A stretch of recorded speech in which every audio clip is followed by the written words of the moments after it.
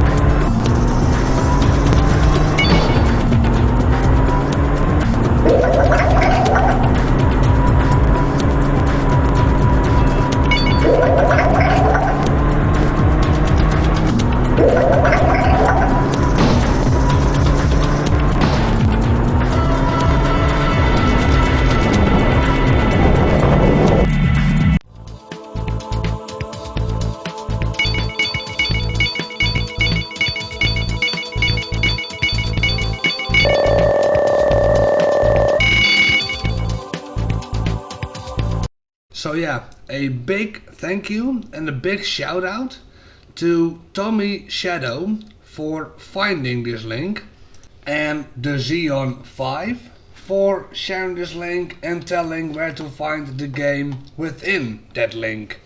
And just to show how much this game means to me, in 2018 I went to a car event which was a Volkswagen Audi group car meeting, and my traveling partner bought me this specific model car of the car from the game.